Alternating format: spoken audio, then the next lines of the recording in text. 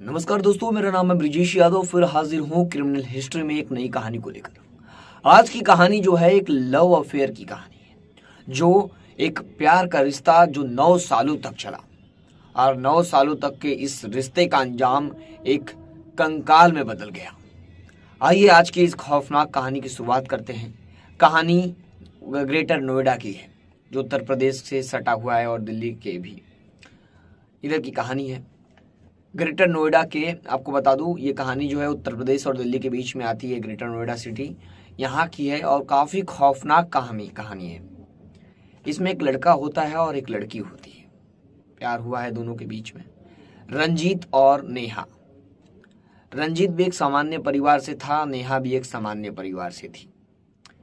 रंजीत धोबी जात का था और रंजीत का परिवार में भी माँ बाप और रंजीत थे, और नेहा के परिवार में भी उसके मामा, नेहा का भाई, उसके माँ बाप, ये लोग भी थे। तो काफ़ी अच्छे से दोनों का परिवार गुजर बसर कर रहा था। नेहा भी पढ़ लिख रही थी और रंजीत भी पढ़ लिख रहा था। दोनों काफ़ी अच्छे थे पढ़ने लिखने में भी। लेकिन नेहा और रंजीत एक दूसरे को नहीं जानते थे। मैं ये कहानी शुरुआत से बता रहा हूँ। जब ये लोग एक दूसरे को नहीं जानते थे, दोनों अपने पढ़ाई में व्यस्त थे, दोनों पढ़ाई अपनी लिखाई कर रहे थे। लेकिन अचानक क्या होता है कि रंजीत एक दिन एक सोसाइटी में जाता है। रंजीत जब सोसाइटी में जाता है तो लिफ्ट का यूज़ करता है, क्योंकि ग्रेटर नोएडा है तो बड़ी बड़ी बिल्डिंगें हैं, तो वहाँ पर ज़्यादातर लिफ्ट का यूज़ होता है क्योंकि बड़े बड़े टावर्स हैं। तो रंजीत क्या करता है, एक सोसाइटी में जाता है तो लिफ्ट का यूज़ करता है ऊपर जाने के लिए। तो उस लिफ्ट में एक लड़की का नंबर था, उसको नंबर मिलता है और उस नंबर पर वो कॉल करता है। तो लड़की का नाम था नेहा, और इन दोनों के बीच बातचीत शुरू हो जाती है कि आप कहाँ रहती हो, आप क्या करती हो, आपका नाम क्या है। ये सारी बातें दोनों के बीच, रंजीत और नेहा के बीच बातचीत शुरू हो जाती है। पहले दिन थोड़ी भी बहुत बातचीत होती है, फिर दूसरे दिन फिर रंजीत फ़ोन करता है, फिर दोनों के बीच फिर थोड़ी बहुत बात होती है और दोनों के बीच एक अच्छी दोस्ती हो जाती है। उन दोनों को पता चल जाता है कि हम आसपास ही रहते हैं ग्रेटर नोएडा में, तो दोनों के बीच एक अच्छी खासी तब दोस्ती हो जाती है। अब दोनों का क्या, नेहा स्वर्ण जाति की थी और जो रंजीता धोबी जाति का। अब दोनों का प्यार परवान चढ़ने लगा, दोनों के बीच जो प्यार था वो आगे बढ़ने लगा। दोनों का प्यार, अब दोनों एक दूसरे से मिलने लगे, आपस में कभी कभी मिलते थे, कभी कभी चाय पीते थे, कभी घूमने जाते थे। सब कुछ इन दोनों के बीच में होने लगा। नेहा और रंजीत एक सोसाइटी में मिले नंबर से इनकी दोस्ती बदल गई प्यार में। अब प्यार हो गया दोनों के बीच में, अब दोनों घूमने उमने लगे थे। अब धीरे धीरे इनके बीच शारीरिक संबंध भी बनने लगे थे। दोनों आपस में फिजिकल भी होते थे, दोनों में शारीरिक संबंध भी बनने लगे थे। अब तो धीरे धीरे 2-3 सालों का समय बीत गया। इसी तरह करते करते करते इन दोनों का अफेयर चलता रहा। लगभग 5-6 साल हो गए। लेकिन कब तक ये दोनों का अफेयर छुपा छुपी के बीच में चलता, इतना बड़ा रिलेशन, इतना लंबा रिलेशन। तो एक नए दिन परिवार को, नेहा के परिवार वालों को रंजीत के बारे में पता चल जाता है कि नेहा का अफेयर रंजीत नाम के लड़के से चल रहा है, क्योंकि नेहा का एक भाई भी था, शुभम। तो पर नेहा के परिवार वालों को पता चल जाता है कि मेरी बहन का अफेयर रंजीत नाम के लड़के से चल रहा है, तो पूरे परिवार को भी पता चल जाता है नेहा के। तो नेहा का परिवार जब पता करता है कि रंजीत धोबी है और नेहा स्वर्ण है, तो रिश्तों में ये रिश्ता उन्हें मंजूर नहीं होता है। यानी नेहा का ये रिश्ता नेहा के परिवार वालों को मंजूर नहीं होता, यानी वो रंजीत को स्वीकारना नहीं चाहते थे। उन लोग काफ़ी गुस्सा थे इस रिश्ते से।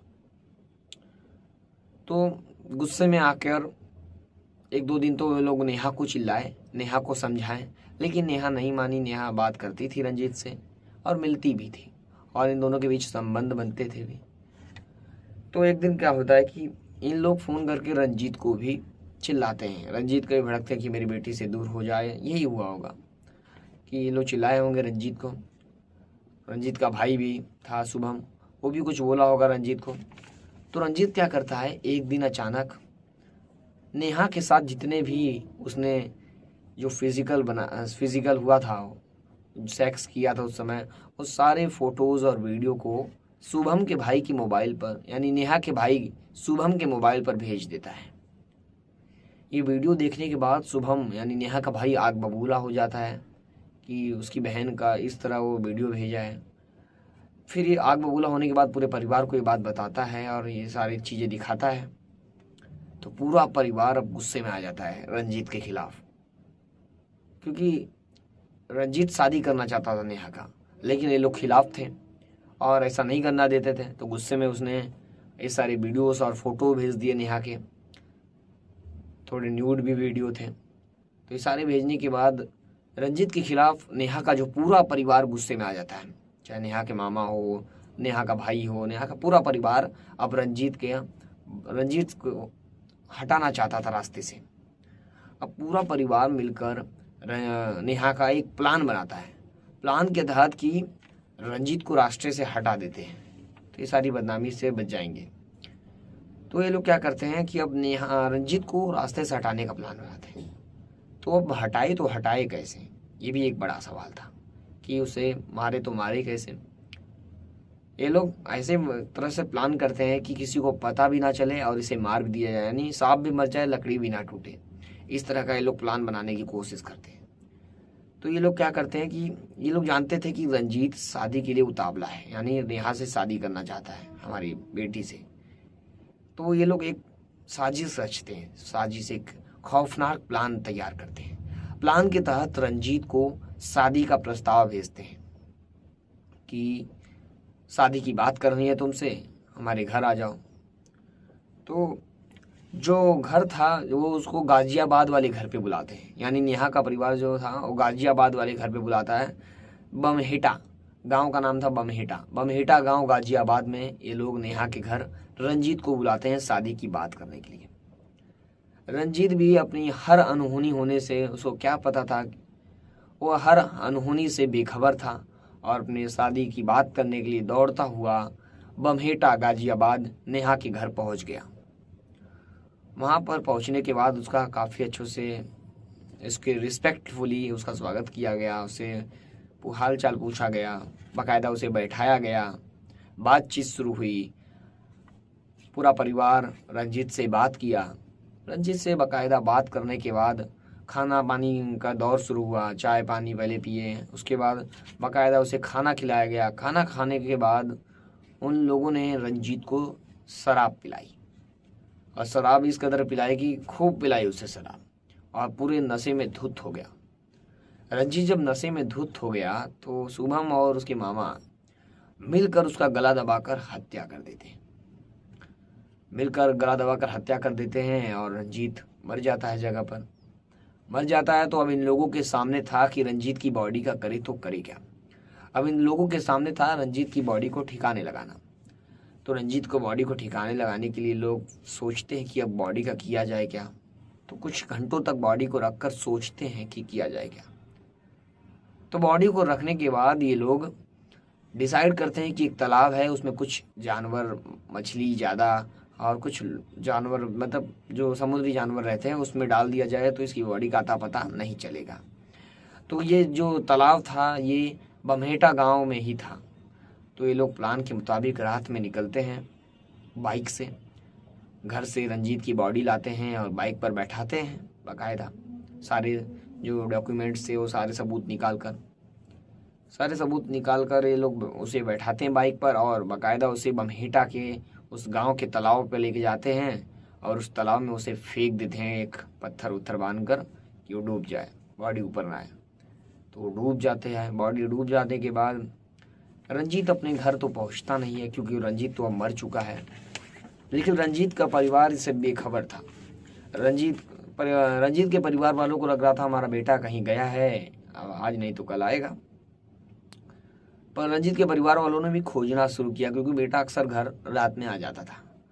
तो फ़ोन भी नहीं लगा और उसके बाद पहले दिन जब था चेकअप किया गया तो वो भी नहीं, मतलब कि वो उसका मोबाइल नंबर भी बंद आया और उसका कुछ अता पता भी नहीं चला। तो परिवार सोचा कि कहीं होगा, सुबह तक आएगा, लेकिन नहीं आया। नहीं आने के बाद 13 जून 2022 को रंजीत के परिवार वालों ने नज़दीकी पुलिस थाने में कंप्लेन दर्ज कराई कि हमारा बेटा रंजीत गायब है, एक मिसिंग कंप्लेंट दर्ज कराते हैं, गुमशुदगी की रिपोर्ट। गुमशुदगी की रिपोर्ट 13 जून 2022 को दर्ज होती है और पुलिस मामले में जुट जाती है क्योंकि एक जवान लड़का गायब था घर से। तो पुलिस को पहले लगा होगा कहीं भाग तो नहीं गया किसी लड़की के साथ। कई एंगल होते हैं गुमशुदगी की रिपोर्ट में, कई बाहर भाग जाते हैं कि लड़के माँ बाप के गुस्से में भाग जाते हैं, कभी अफेयर के चलते, लव अफेयर के चलते लड़कियों को लेकर भाग जाते हैं, कभी एंगल होता है। तो पुलिस को भी लगा, पुलिस धीरे से इस मामले में जांच कर रही थी। पुलिस कई एंगल से जांच कर, पहले पुलिस तो जो रंजीत का नंबर था उसका CDR निकाली, कॉल डिटेल निकाली। कॉल डिटेल रिपोर्ट आई तो उसमें लास्ट नंबर था नेहा का, लास्ट बार बात हुई थी नेहा से। जब पुलिस ने नेहा से पूछा कि रंजीत है कौन, तो नेहा बताती है कि ये मेरा दोस्त है और लास्ट बार मेरे से बात हुई। और जब नेहा के परिवार वाले से पूछा कि क्या बात हुई थी तुम्हारी लास्ट बार में, तो जब नेहा के परिवार वाले बताते हैं कि रंजीत के पिता की मृत्यु हो गई है और रंजीत अपने गांव जा रहा है, यही हमें बताया। ये पुलिस वालों को नेहा के परिवार वालों ने बताया। अब पुलिस किसी को गिरफ्तार नहीं करती है क्योंकि इन लोगों ने, पुलिस को लगा ये सच बता रहे हैं। तो फिर आगे पुलिस मामले की जांच करती है। तो कई एंगल से CCTV, ये सारे पुलिस अलग अलग मामले में जांच कर रही थी अलग अलग एंगल से। तो पुलिस को 25 जून का दिन आ जाता है, 26 जून का। 26 जून 2022 को पुलिस को एक कंकाल मिलता है उसी बहमेटा तालाब के आसपास। लोगों ने पुलिस को सूचना देते हैं और पुलिस आती है और कंकाल देखती है।